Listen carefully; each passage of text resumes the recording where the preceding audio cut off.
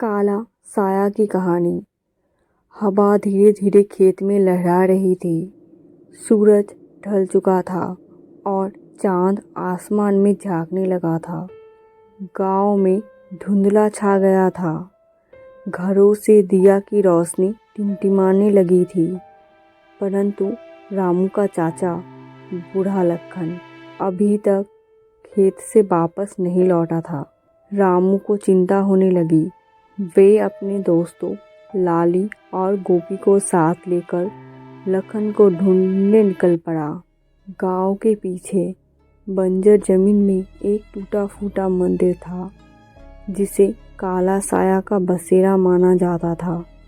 अफवाह थी कि अमावस्या की रात यहाँ से काला साया निकलता है और लोगों को साया में खींच लेता है। बच्चे ने हिचकिचाया, पर रामू ने कहा, मेरे चाचा के लिए कुछ भी।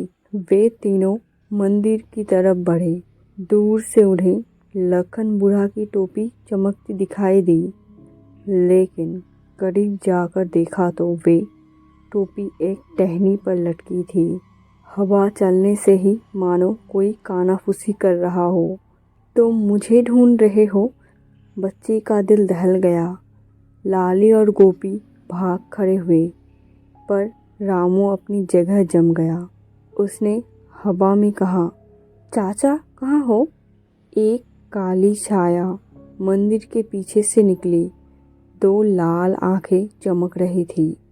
मैं तुम्हारा चाचा नहीं। आवाज़ भयानक थी, पर तुम्हें मज़ेदार खेल दिखा सकता हूँ। रामू डरा हुआ था, पर उसने याद किया कि उनकी दादी क्या कहती थी, काली साया को धूप से डर लगता है। उसने अपनी जेब से माचिस निकाली और आग लगा दी। छाया चीखी और पीछे हटी, मानो उसे चोट लगा हो। रामू ने हवा में मिर्च पाउडर फेंका, जिससे काला साया और ज़्यादा गुस्सा हो गया। वे रामू की तरफ झपटा, पर उसे धूप छू गई और वे राख बनकर बिखर गया। उस जगह सिर्फ हवा की एक ठंडी लहर रह गई। रामू ने दौड़कर गोपी और लाली को ढूंढा और सब कुछ बताया। अगले दिन उन्होंने गांव वाले को सब बताया। गांव वालों ने मिलकर मंदिर की सफाई की और वहां दीप जलाए रखने का फैसला किया। तब से कभी भी काला साया गांव में दाखिल नहीं हुआ। रामू, जिसने अंधेरे से नहीं डरा, गांव का हीरा बन गया और उसे पता चला कि हिम्मत ही असली हथियार होती है।